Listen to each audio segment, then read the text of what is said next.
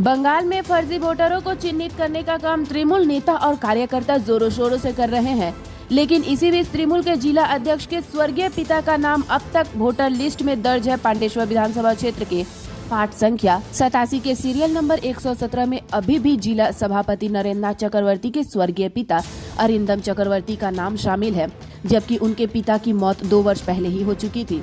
इसे लेकर अब बीजेपी भी नरेंद्र नाथ चक्रवर्ती के दिए गए बयानों की खूब आलोचना कर रही है। गौरतलब है कि नरेंद्र नाथ चक्रवर्ती ने कर्मी सभा के दौरान यह बयान दिया था कि फर्जी वोटरों की लाठी से पिटाई कर उनके हाथ पैर तोड़ दिए जाएंगे। अब अपने ही दिए गए बयानों के बीच फंस गए हैं जिला सभापति नरेंद्र नाथ चक्रवर्ती, क्योंकि कल तक जहां वह यह कह रहे थे कि फर्जी वोटरों की पिटाई की जाएगी, वहीं दूसरी तरफ उनके ही स्वर्गीय पिता का नाम अभी भी वोटर लिस्ट में दर्ज है। इस मामले को लेकर भाजपा के प्रदेश कमेटी सदस्य कृष्णेंदु मुखर्जी ने पत्रकारों को संबोधित करते हुए कहा कि तृणमूल कांग्रेस के द्वारा फर्जी वोटरों को खोजना अच्छी बात है, लेकिन नरेंद्र नाथ चक्रवर्ती खुद कह रहे हैं कि फर्जी वोटरों की लाठी से पिटाई करके भगाएंगे और उन्हीं के स्वर्गीय पिता का नाम मतदान सूची में अभी भी है। उन्होंने कहा कि तृणमूल सुप्रीमो खुद देखे कि किसकी लाठी और किसकी पिटाई होगी।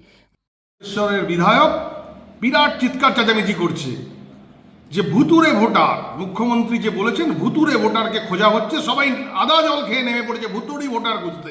আর উনি বলছেন যে হরিয়ানা বিহার বিভিন্ন জায়গা থেকে যে ভুতুরে ভোটার আছে তাদেরকে লাঠি পেটা করে তাড়াবে। চমৎকার, খুব ভালো জিনিস, এটা হওয়া উচিত, আমরা চাইছি। কিন্তু একটা ছোট্ট জিনিস আমি দেখাই, এই যে মাননীয় নরেন্দ্রনাথ চক্রবর্তী, পাণ্ডবেশ্বরের বিধায়ক, পশ্চিম বর্ধমানের তৃণমূলের প্রেসিডেন্ট, তার মাননীয় শ্রদ্ধেয় স্বর্গীয় তার পিতা, তার উপর সম্মান জানিয়েই আমি বলছি, পার্ট নম্বর 87 পাণ্ডবেশ্বর বিধানসভা 275, আপনারা দেখুন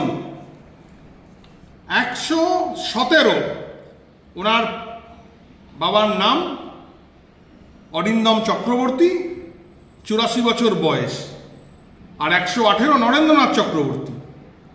এই ওনার স্বর্গীয় পিতা মানে মেসোমশাই আর কি, প্রায় 2 বছর হয়ে গেল মারা গেছে। অদ্ভুতভাবে পশ্চিম বর্ধমানের সভাপতি নিজে তার বাবার নামটা ভোটার লিস্ট থেকে কাটেনি। এই জানুয়ারি মাসে যে ভোটার লিস্ট বেরিয়েছে সেখানে এই নমুনা। বুঝুন ভূতটা কোথায় আছে। মাননীয় মুখ্যমন্ত্রী একটু দেখুন ভূতটা কোথায় আর কার লাঠি কাকে মারবেন, এটা নিজেরাই আপনারা একটু ভালো করে দেখে নিন। বলছি নরেন্দ্র, একটা গতকাল দলীয় সভায় আপনি বলেছিলেন যে ভুতুড়ে ভোটার যারা ভোট দিতে আসবে তাদের হাত কেটে নেওয়া হবে, যেটা নিয়ে বিরোধীরা সমালোচনা করছেন, যেটা ভুতুড়ে ভোটারটা এখন রাজ্য জুড়ে একটা আজকের এই সুন্দর পরিবেশে এই প্রশ্নটা না করলেই কি নয়? এটা তো সত্যি কথা, এটা তো আমি অন্যভাবে বলিনি, আপনারা অন্যভাবে ব্যাখ্যা করবেন না। কারণ আপনারা দেখেছেন দিল্লিতে যে ভোট হয়েছে তাতে হঠাৎ করে ভোটের 6 মাস আগে অস্বাভাবিকভাবে ভোটার বৃদ্ধি হয়েছে এবং সেই সঙ্গে হরিয়ানা পাঞ্জাব থেকে বিভিন্ন ভোটারদেরকে সেখানে ঢুকিয়ে দেওয়া হয়েছে, ওরা রেজিস্টার করতে পারেনি, তাই আপকে পরিকল্পিতভাবে হারিয়ে দেওয়া হয়েছে। তেমনি যারা মোদির, মাননীয় প্রধানমন্ত্রী মোদি সাহেবের যারা বিরোধিতা করেন, এই বিরোধিতার ভারতবর্ষের অন্যতম মুখ হলেন মমতা বন্দ্যোপাধ্যায়, তাই এবারে তোপটা ওরা মমতা বন্দ্যোপাধ্যায়ের দিকে তাক করেছে। কিন্তু বাংলার মাটি দুর্জয় ঘাঁটি, বাংলাতে ইঞ্চিতে ইঞ্চিতে লড়াই হয়, তাই বাংলাতে এসে কেউ ভুতুড়ে ভোট আসছে যে ভোট দিয়ে যাবে, বাংলায় হাজার হাজার লক্ষ লক্ষ তৃণমূল কংগ্রেস কর্মী আর আছে, তারা কিন্তু এত সহজে ছেড়ে দেবে না।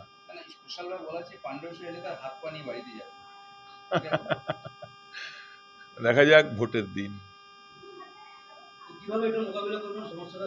আমরা মাঠে নেমেছি, আমরা সাংগঠনিকভাবে আমরা এটা দেখছি, আমরা বুথে বুথে যাচ্ছি, ভোটারদের সঙ্গে আছি এবং সেই সঙ্গে ভোটাররাও বুঝতে পেরেছেন যে তাদের আই কার্ড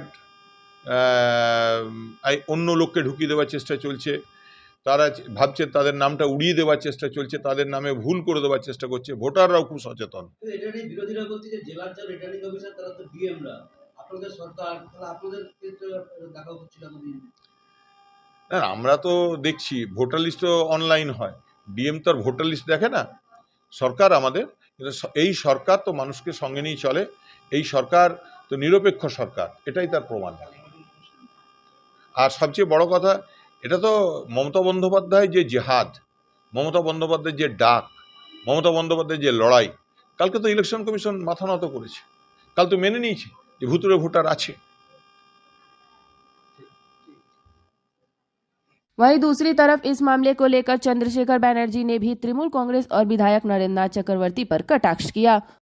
মাননীয় জেলা সভাপতি নরেন্দ্রনাথ চক্রবর্তী মহোদয় বহিরাগতদের পাণ্ডবেশ্বরে হাত পা ভাঙার কথা বলছি। আমি মাননীয় জেলা সভাপতি আমার অগ্রজ নরেন্দ্রনাথ চক্রবর্তী মহোদয়কে অনুরোধ করব, উনি উনার পিতৃদেব তার গয়াতে পিণ্ডদান করে আসুন।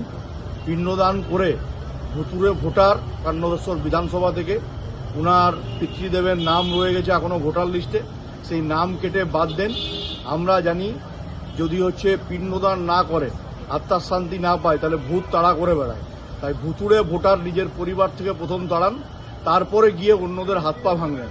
আর হাত পা ভাঙলে সামাজিকভাবে এবং রাজনৈতিকভাবে যে আন্দোলন গড়ে তোলা দরকার, ভারতীয় জনতা পার্টি সেই আন্দোলন গড়ে তুলবে।